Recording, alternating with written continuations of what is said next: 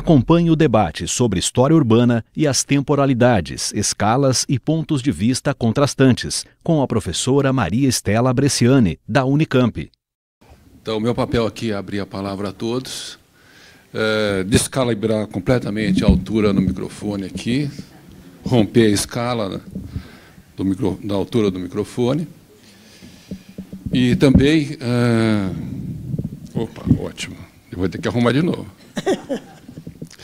E também fazer uma pergunta, que é um pouco uma provocação, com a Estela, e peço que ela tenha a tolerância de entender que essa pergunta, essa provocação é de um arquiteto, né? E, como todo arquiteto, é bastante... falta humildade e, em geral, muito arrogante, né? A pergunta que eu faço é a seguinte: todo o teu trabalho fica bem recortado historicamente dentro do período, dentro do século XIX, início do XX, final do XVIII, né? E nós, arquitetos, né, a nossa prepotência sem limite, a gente atravessa, quando a gente fala em história, a gente atravessa esses limites, né? A gente vai lá para a Grécia, vai para a Antiguidade, a gente passa pela Idade Média, a gente passa pelas luzes e tal. Essa maneira nossa de enxergar a história, muitas vezes coloca a gente numa dúvida diante do teu recorte e da maneira como você aprofunda nele, né?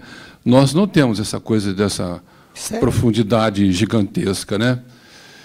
Mas, assim, mesmo assim, eu gostaria de perguntar, quer dizer, como é que ficam uma série de elementos, como você levantou, do panóptico e mesmo das intervenções do Haussmann em Paris, em relação a uma série de conhecimentos sobre urbanismo, conhecimentos sobre arquitetura, conhecimento, discussão e concepções de espaço, tanto da arquitetura quanto da cidade, que precedem toda a sua abordagem, né? Como é que seria possível essa sua abordagem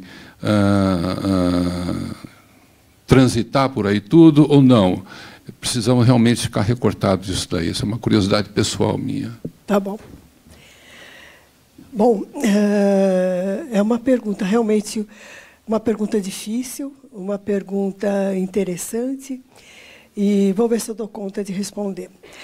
Eu acho o seguinte: primeiro, quando você fala transita, vai para a Grécia, vai para a Idade Média, etc., o arquiteto vai. Mas se você não for com o instrumental da história para entender o que está acontecendo, você vai ficar só na forma. Você deixa de lado aquilo que é aquele tipo de sociedade, ou seja, aquela arquitetura, digamos, vai a Ágora, na Grécia, dizia respeito a uma concepção de sociedade, da filha, por exemplo, que é a concepção política, de que todo o ser humano ele tem a ideia de política para o grego é muito uma ideia que está muito ligada a alguma coisa próxima. Não é bem amizade, mas é a ideia de que o homem só se completa humanamente pela palavra articulada pelo raciocínio. Tá? Então, a expressão arquitetônica deles é a expressão material desse tipo de pensamento. Então, eu leio a arquitetura grega a partir dessa concepção da sociedade grega. Sabe? Quer dizer, uma sociedade de homens livres, sim, muito poucos, porque a grande maioria ficava no oikos. Aquele que saía para a liberdade, que saía para a palavra, era aquele que sabia que tinha uma retaguarda, que era a casa, o oikos, que é o pressuposto da economia, né? Que era a casa, onde se dava a reprodução biológica, se dava o preparo da comida, onde você tinha escravos. Porque nessas sociedades, uma sociedade como a grega, ou mesmo como a romana, o Marx explica isso de uma forma muito mais bonita, que eu não vou conseguir explicar aqui com todos os detalhes. Mas ele mostra que são sociedades que se formam a partir de homens livres. Alguns, claro que a mulher não é livre, ela está dentro da casa. Tá? Mas, então, em forma de homens que são, na Grécia, eles são, ao mesmo tempo... diferentemente de Roma, esse homem livre da Grécia, ele não está ligado à atividade do trabalho. Ele está liberado para sair do oikos para o espaço aberto, né? E ele, então, a ágora pode ser uma arquitetura, mas ela pode ser uma reunião de pessoas. Eles que acreditaram que depois era mais agradável você expressar essa reunião de pessoas numa arquitetura. E pensaram, então, para aquela reunião de pessoas, qual era a melhor arquitetura. Então, essa sociedade, então, desses homens, o que acontece? Você tem numa área da Grécia ou de Roma uma densidade demográfica grande. E você tem inimigos que vêm, querem derrubar a tua cidade, querem ficar com a tua cidade. O que você faz com o inimigo nessa época? Ou você mata ou você escraviza. Não tem outra forma. Tá? Então, quando você não mata, você escraviza. Então, quando isso faz a gente entender uma série de coisas que está acontecendo no Oriente Médio hoje em dia, que tem ainda muito a ver com essa concepção. Então, você tem esses escravos em casa que fazem todo o trabalho. A ideia de estar livre é estar livre das penas do labor, né, que significa a atividade de sobrevivência. Então, você não tem que produzir nada, você não tem que ir para o campo cultivar, que é diferente. Na Roma, ele é também cultivador e guerreiro, mas é uma outra concepção. Mas, então, a arquitetura é uma expressão dessa sociedade. É assim que eu leio a arquitetura, como expressão de uma sociedade. Eu preciso conhecer a sociedade para entender a arquitetura. Ela não é só forma, ela é uma forma que exprime simbolicamente como a sociedade pensava na época sobre si mesma. E eu achei muito interessante encontrar num arquiteto, William Lethaby, ou Lethaby, já vi ser falado das duas formas, no final do século XIX, ele dizia, até hoje a história da arquitetura vem sendo feita em relação ao material e o tipo de construção.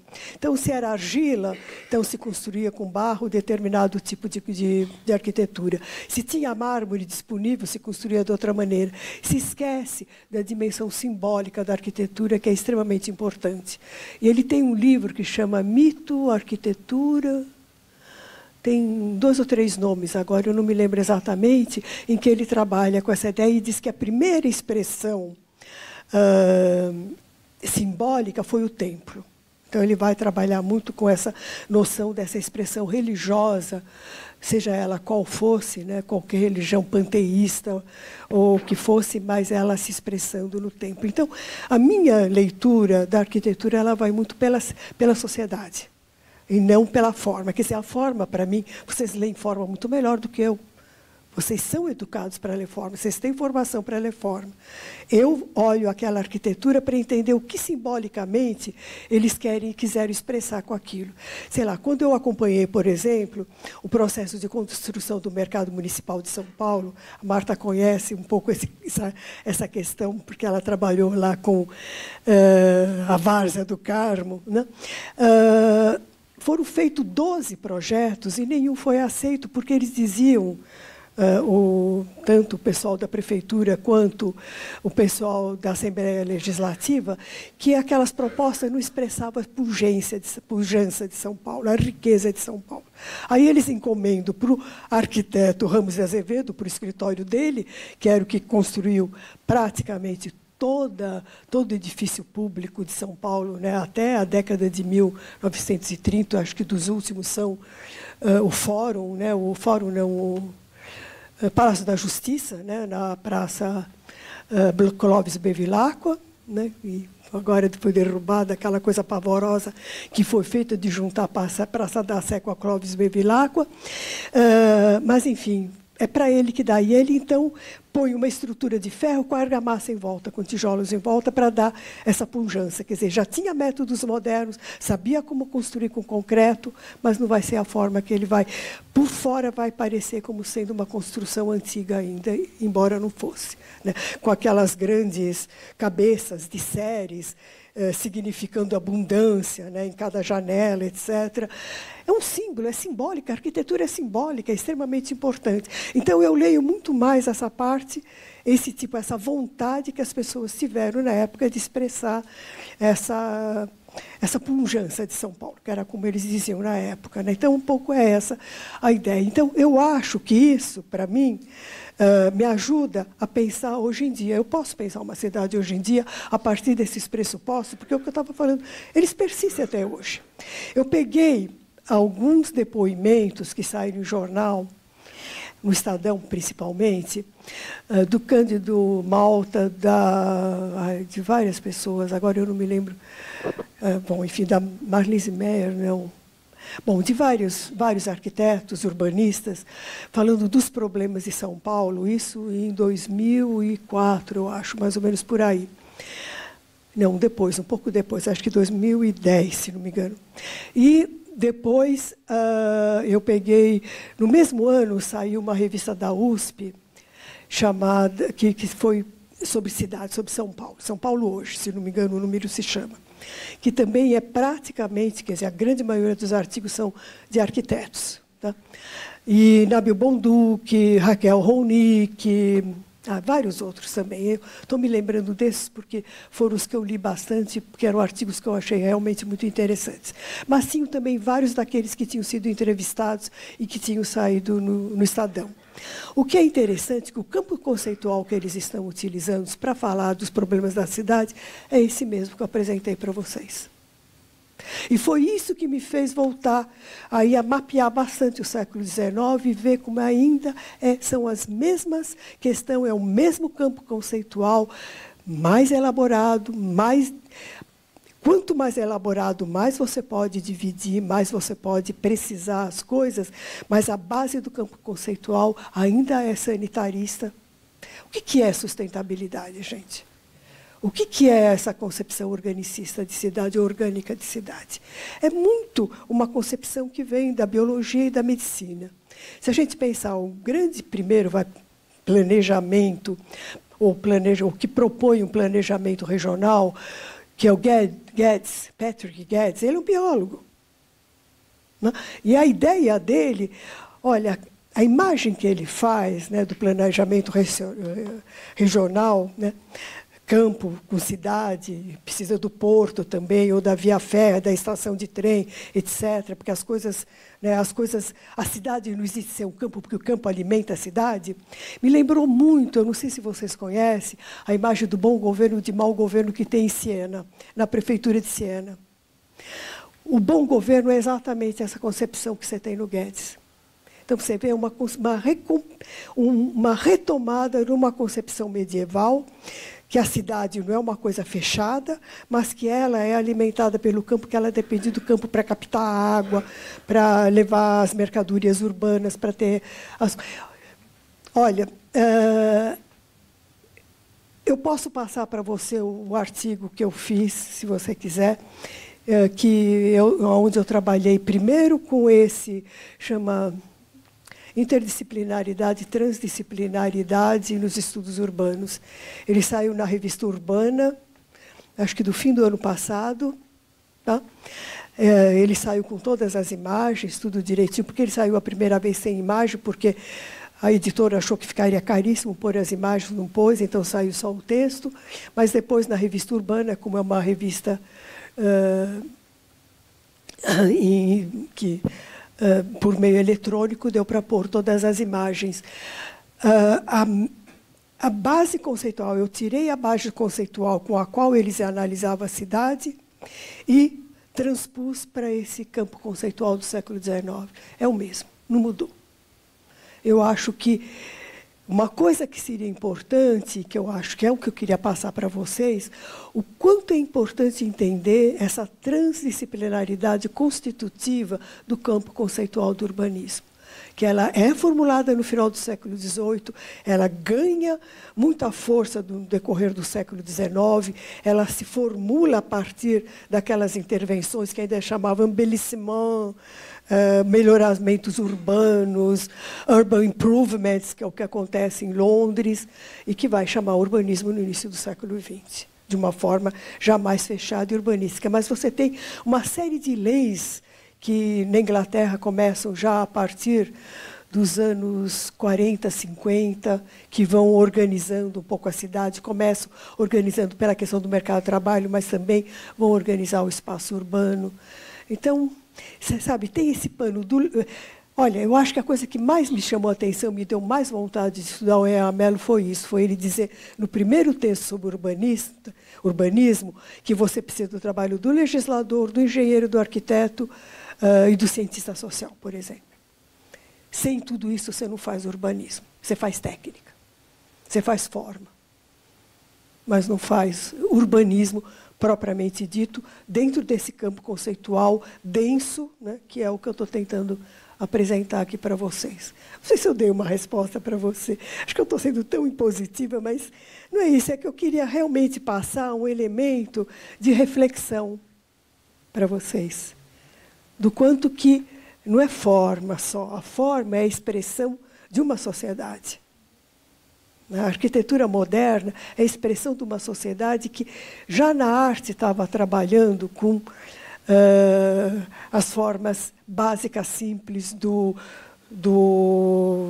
quadrado, do retângulo, do círculo.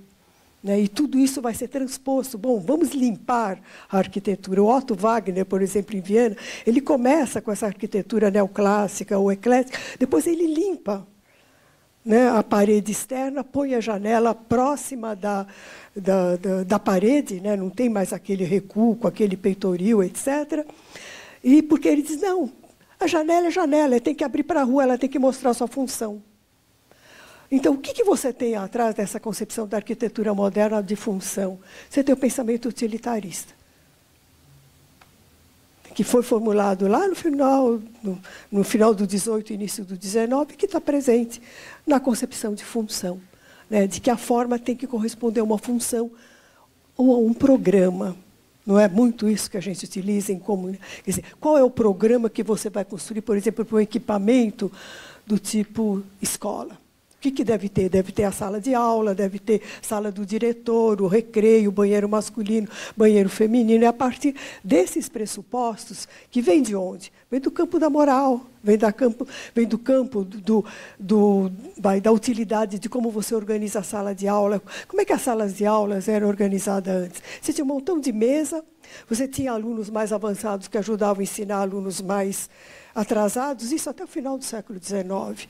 O grupo escolar, por exemplo, a escola seriada, como nós conhecemos hoje, ela é do início do século XX, não é?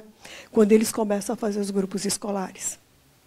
Tá? Até então, você tinha essa... E a classe organizada dessa forma panótica que ela foi organizada e que ela é organizada até hoje em dia. Eu me lembro que, quando eu era criança, né, e que eu estudava no Mackenzie, tinha o tablado, o professor ficava um pouco mais elevado do que nós para poder enxergar direitinho até o fundo da classe, ver quem estava conversando, colando ou fazendo outra coisa que não fosse prestar atenção. Concepção panótica, utilitarista Bentham.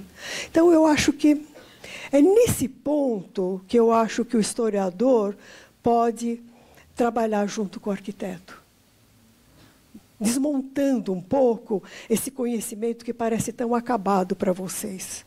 Ele é acabado, mas a gente pode desmontar e ver quais são os pressupostos sobre os quais ele está montado. Eu acho que se a gente não fizer isso, a gente roda em cima sempre dos mesmos problemas. Não sei se é possível romper com esse paradigma. Eu não estou colocando isso como uma possibilidade, mas eu acho que é uma forma da gente tentar trabalhar em conjunto. Pelo menos foi a forma como eu sempre tentei trabalhar desde que eu ajudei a montar lá o curso de arquitetura na Unicamp. Foi um pouco... No começo, os alunos falavam assim, mas por que as maquinarias inglesas do conforto você está dando para a gente ler? Eu descobri que eu só conseguia dar aula para arquiteto com imagens. Se eu não mostrasse imagem, eles não conseguiam prestar atenção nas palavras e não tinham vontade de ler as coisas. Né? Aí, depois que eu comecei a mostrar a imagem, eles começaram a ler para entender o que eu estava mostrando na imagem. Eu achei isso foi uma coisa ótima. Tá? E, porque mas é formação, gente. Eu acho maravilhoso. Meus alunos conseguiam ler as imagens muito melhor do que eu. E estavam no 2º, 3º ano de arquitetura. E liam muito melhor do que eu. Então, tinha uma troca muito boa, porque eu conseguia mostrar para eles por que aquela forma era aquela forma. E eles conseguiam ler a forma para mim. Então, isso eu acho. Eu dei muito aula junto com arquitetos, Eu dava uma parte da aula, ele dava um outro, traziam para os dias atuais. Eu acho que é um pouco por aí que é o recado que eu queria passar para vocês. Não sei, respondi a tua pergunta? Então, tá bom. Gente, outra coisa que eu queria falar para vocês, a concepção que a gente tem da população semi-letrada, semi-racional, né? Hoje, eu não sei se vocês viram, na hora do almoço, estava tendo a comissão ética que está julgando o Cunha, o Eduardo Cunha. E um dos caras que estava falando, ele falava português tão errado, assim, no sentido de que ele conjugava errado os verbos. Haviam de ver, era uma coisa assim, completamente atrapalhada, mas, enfim, chegou uma hora que ele falou, é isso mesmo, eu sou baixo clero mesmo, e baixo clero mesmo, eu sei que vocês... Aí eu parei e pensei assim, eu falei, olha, gente, o preconceito que eu mesmo tenho em relação ao baixo clero, porque é a população que, né, foi trazida pelo Eduardo Cunha, desculpe se alguém aqui gosta do Eduardo Cunha, de uma série de igrejas evangélicas que pegam uma série de... Eu não tenho nada contra o protestantismo, nem contra a igreja evangélica. Pelo contrário, eu estudei dos 7 anos aos 19 anos no Mackenzie, aprendi muito com eles, a parte de ler Bíblia, que na religião católica era proibido ler Bíblia, mas uma coisa que eu acho, assim, para mim, me assusta muito tem uma igreja, Barão Geraldo, onde eu moro, o bairro que eu moro, tem umas 10 igrejas evangélicas. Um cara brigou com o irmão, ele funda uma outra igreja. Não tem pressuposto religioso nenhum, gente. É assustador.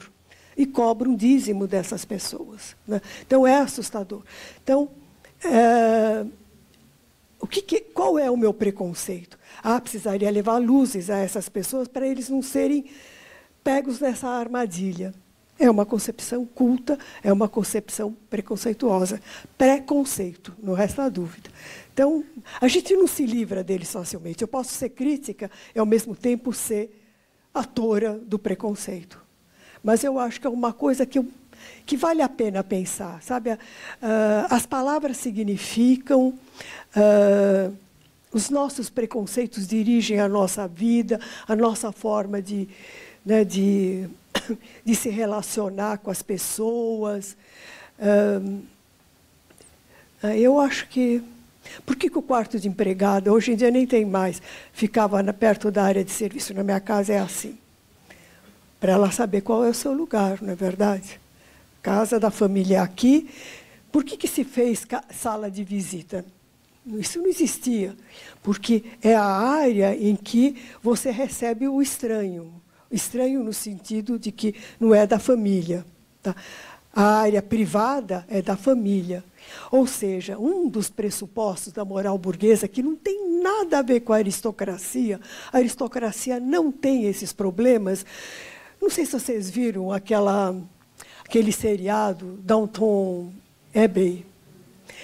Você tem dentro do quarto a mulher está se despindo, está a moça ajudando, ela conversa com o marido falando de coisas íntimas, como se aquela moça fosse surda e muda, né? E cega e sei lá eu mais o quê. Como se não existisse. O serviçal não é levado em consideração. Tá?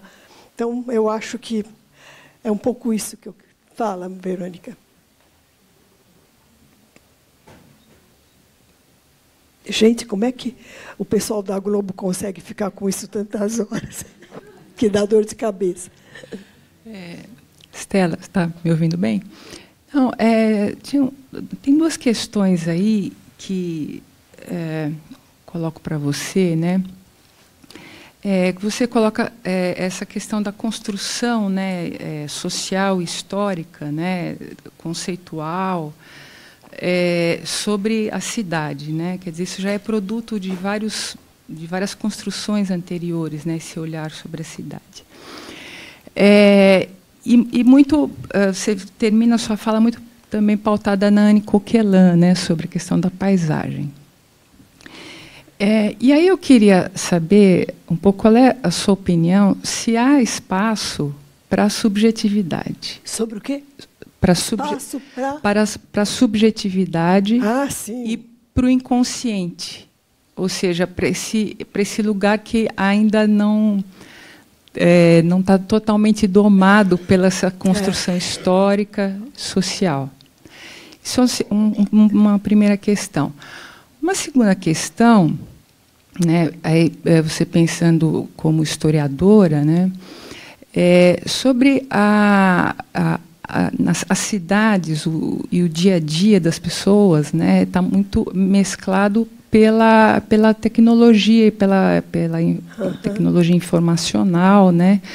Hoje, essa figura, por exemplo, do flaner, que vai conhecendo a cidade pela errância, pelos desencontros, parece que está quase que em ameaça de extinção, porque você já pega o GPS, coloca no carro, claro, e o Waze, e você, enfim, percorre a cidade toda sem precisar necessariamente olhar para a sua materialidade, ou pelo menos pelos seus pontos, né, pelos quais você identifica os marcos, né, os símbolos, né. Como é que a história se está pensando sobre isso? Como é que você vê essas duas questões? Tá bom, eu acho essa segunda mais complicada para mim. A primeira, sobre a questão da subjetividade, eu acho que o que a Anne Coquelin mostra é que existe um domínio impenetrável, que essa subjetividade ela é montada a partir da sua experiência no lugar, que se pode transformar em vivência, mas que ela também é montada por uma camada de recordações. Tá? Então, por exemplo, eu moro em Barão Geraldo, não dá nem para dizer que é Campinas, porque eu vou pouco para Campinas, né? Barão Geraldo é um bairro que fica com uma estrada de 5 quilômetros, que chama Tapetão, que liga o primeiro bairro de Campinas a Barão Geraldo. Embora seja já com pouca construção, porque tem reserva dos dois lados.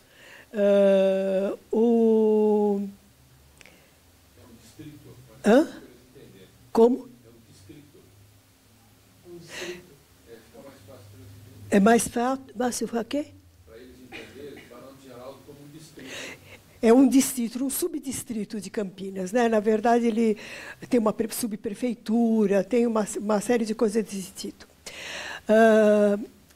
Barão Geraldo é um lugar que eu vivo desde 1976. Foi quando eu comecei a trabalhar no Unicamp em 74, com filhos pequenos. Era uma loucura ficar viajando para lá e para cá. Eu dei uma de canguru, pôr os filhos na barriga, no saco.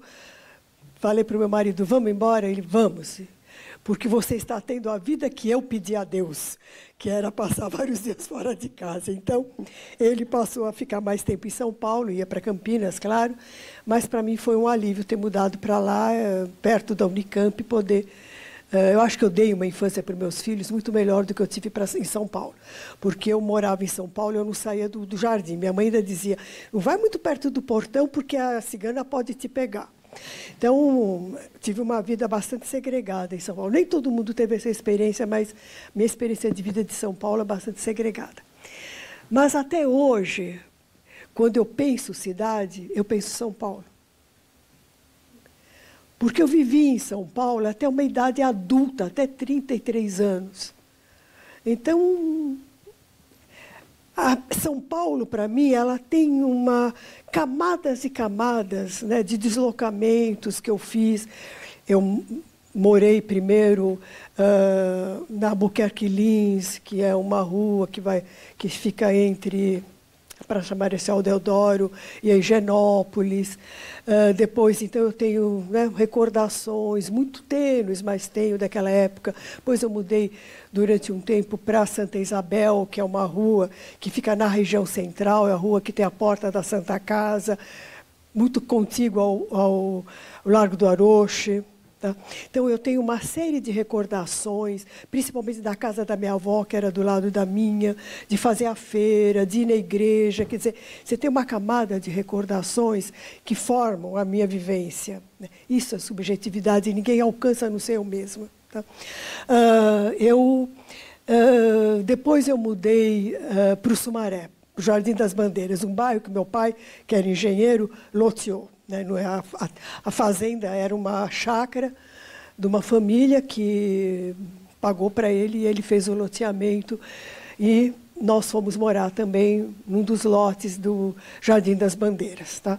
Fomos meio pioneiros, tinha meia dúzia de casas lá, fomos morar lá. E tem muita recordação de subir a ladeira da Heitor Penteado, ainda completamente deserta.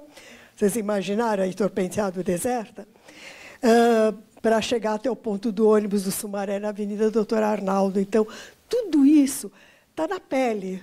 Faz parte dessa vida que eu levei enquanto criança, enquanto jovem. Né?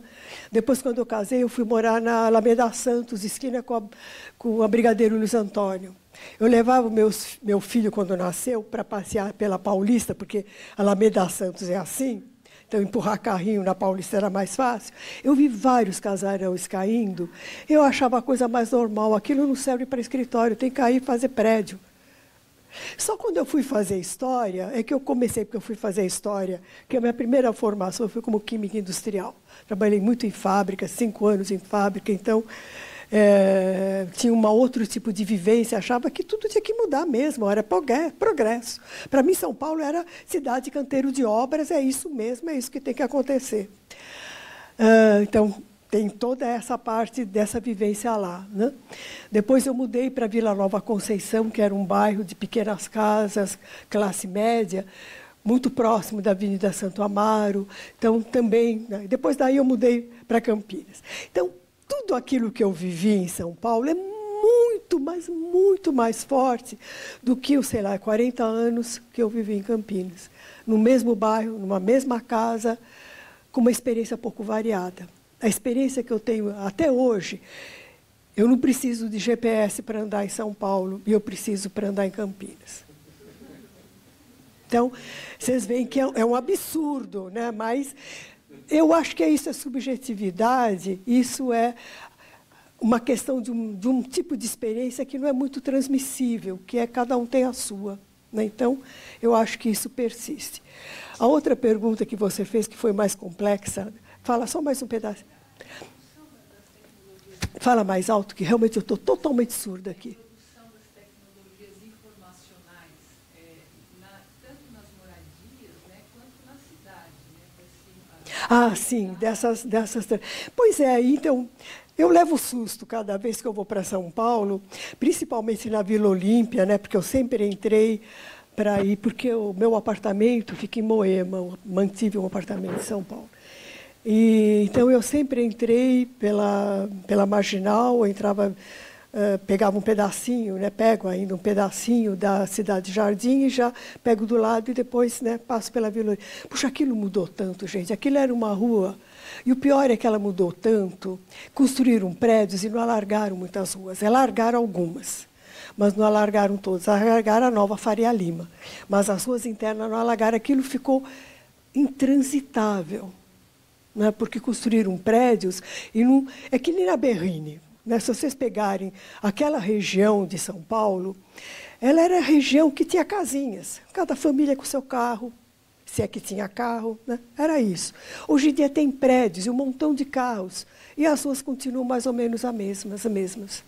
Então, você tem uma quantidade de trânsito insuportável naquela região, difícil de ser. E eu acho muito divertido quando tem projetos arquitetônicos que dizem, nós vamos fazer um jardim. Constrói 7 torres de, 30, 40 andares e mantém um jardinzinho no meio. Nós estamos dando verde para a cidade. Gente, pensem nisso enquanto arquitetos. Eu acho que é uma coisa importantíssima de ser pensado.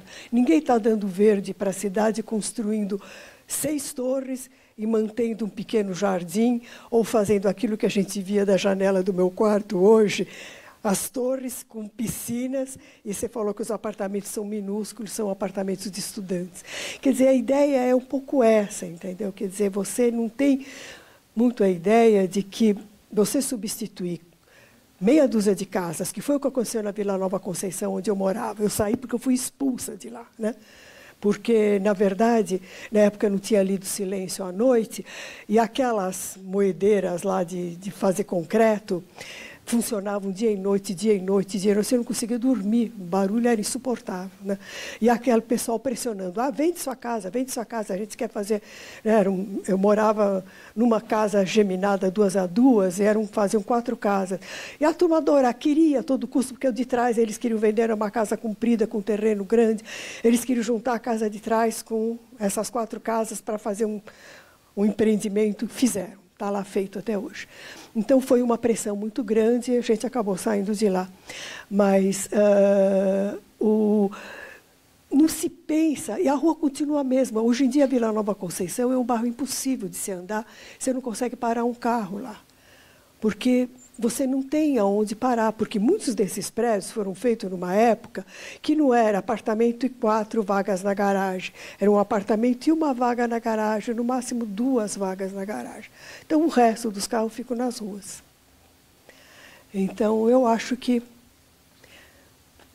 é importante a gente pensar o que a gente está fazendo das nossas cidades, viu? Realmente é importante pensar. Não sei se foi isso que você perguntou e se eu respondi, mas eu acho que é uma coisa importante de ser pensada. Vocês devem estar exaustos, né? Eu só estou com dor aqui, porque isso daqui aperta demais as orelhas. Mas, como professora, você sabe, a gente fica 4, 5 horas dando aula e adora falar, ainda mais para pessoas simpáticas. E eu gosto muito de falar com o pessoal da arquitetura. Exatamente porque vocês me colocam questões em relação a esse tipo, né, de qual é o diálogo possível. Eu acho isso importantíssimo. Não posso sair daqui, não? Boa noite, professora. Eu queria pegar o gancho da Verônica. Da professora e ver se procede essa questão, não é? Entre o urbano e a sociedade, existe a mediação da ideologia. Entre o urbano e a subjetividade, existe a mesma mediação da mesma ideologia, né? No sentido daqueles que organizam o espaço, não no sentido daqueles que constroem o espaço. Então, como a senhora vê isso? Eu acho que a questão da ideologia, hoje em dia, ela é uma questão para decidir como e onde eu faço primeiro as coisas. Mas a questão da técnica, ela é a mesma racionalidade utilitarista. Tá? Então, se a gente vai falar de uma ideologia, é o liberalismo levado às suas últimas consequências. Tá? Então, é o mercado que dirige a nossa vida, né? Não é a grande preocupação do governo que acabou de se instalar aí como governo provisório é a economia, como é que nós vamos fazer uma equipe econômica de técnicos bons, etc. Espero que realmente consigam fazer alguma coisa. Mas a técnica, ela não mudou muito. Aquilo com que eles trabalham, esses economistas trabalham, é um desenvolvimento um pouco mais sofisticado daquilo que já se trabalhava no século XIX, só que muito mais sofisticado em relação a fazer curvas, a fazer gráficos, a quantificar, tá? A classificar. Quer dizer, é um pouco, mas é o mesmo conhecimento técnico que é utilizado para fazer as cidades. Como é que é entre ideologia? Se você pegar, por exemplo, o Maluf, ele quis fazer um túnel embaixo do Pinheiros para facilitar a ida para o Burumbi e para os bairros nobres de São Paulo do outro lado, que é esse pedaço aí da Vila Nova Conceição e que atravessa para o Ibirapuera. Tá? Você pega a Irundina, ela foi trabalhar mais com a periferia. Aí entra ideologia, mas na escolha. Mas a técnica é a mesma. Não tem outra técnica. A gente lida com a mesma técnica. Não tem outra. Você pega assim, por exemplo, lá em Campinas teve um grupo que trabalhou muito com arquitetura de argila. Né? Eu acho que é argila que chama. Bom, trabalhar com esse tipo de arquitetura é porque para dizer que você podia fazer uma arquitetura mais barata. Hã? Não tem nada a ver com taipa de pilão. Era um tipo de tijolo que era feito com... Fala. Mas são várias técnicas possíveis de se construir com terra. Isso. Então, os arquitetos vão fazer isso, eles falam só simplesmente construir com terra. Isso durou uns 5, 6 anos. Quando os engenheiros que estavam trabalhando com isso chegaram à conclusão de que não estavam conseguindo convencer muita gente, acabaram com a experiência. Não interessava, porque você tem grandes empreendedores que já têm pré-moldado. Eu fico falando, toda vez que eu olho a janela, eu falo, ai, que prédio bonito. Aí eu olho para a janela, é aquela, como é que é? Sasaki, Suzezaki. Gente, é tudo igual, é horrível, aquilo só abre metade. Eu gosto de janela que faça assim. Não, aquilo abre assim. Você tem que respirar pelaquela metade que abre. É horrível, gente. Tirem essas janelas dos prédios. Façam de novo as folhas que abrem e fecham. O que é mais caro? Como é que chama? A dobradiça? O que é? É o que fecha? O que é mais caro? Porque é insuportável. Então, você não consegue vencer a pressão, fica mais barato de qualquer jeito, não consegue vencer. Eu acho que foi isso. Eu não acompanhei muito, eu acompanhei muito de longe esse projeto deles. Eles construíram as moradias que tem de estudantes até hoje lá na Unicamp. Eu gosto das moradias, nem todo mundo gosta. Eu conheço algumas casas de alunos que eu frequentei, então conheci. Mas você tem uma pressão do mercado muito forte para utilizar esse material industrializado, padronizado, que facilita muito. Né? Uma vez eu me lembro que eu perguntei para Ana Fernandes por que casa de pobre tem que ser tão feia, parecendo sempre casinha de cachorro. Né?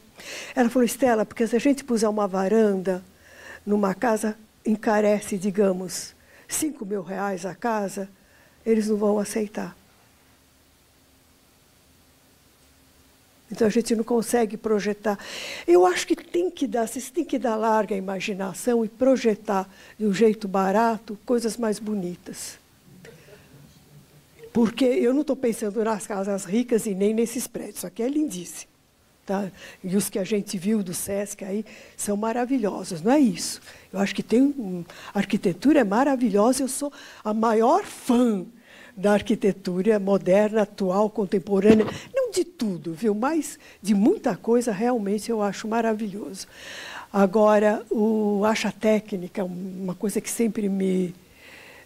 eu acho que pai engenheiro e marido engenheiro, eu ligada muito com química, eu fiz muito exame, muita análise de insulina, eu achava que estava salvando todos os diabéticos brasileiros. Então, era uma ideia muito ligada a essa coisa. Foi a época que estava entrando a cortisona no Brasil, então, também uma coisa extremamente importante. Então, eu sempre fui muito movida por esse tipo de concepção. Então, eu não tenho nada contra as coisas modernas, não é isso, não. Mas eu acho que ainda a disparidade entre isso e a casa modular do pobre é muito ruim. É muito... Quer dizer, é uma disparidade tão grande que não... Né?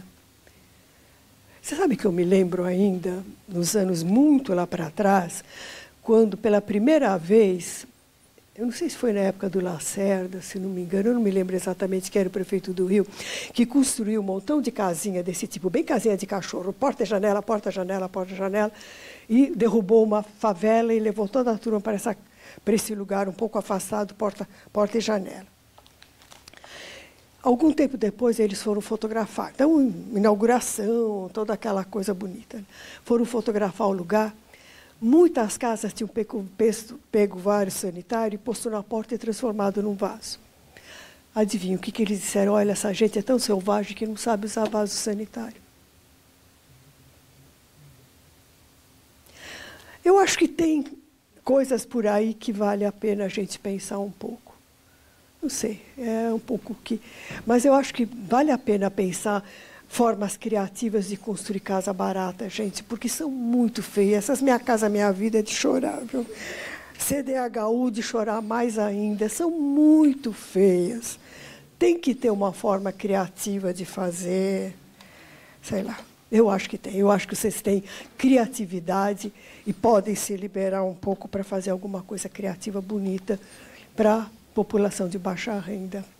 Proponho que vocês façam isso como um desafio, principalmente os alunos que estão se formando e que estão com toda a vida profissional pela frente. Tá bom?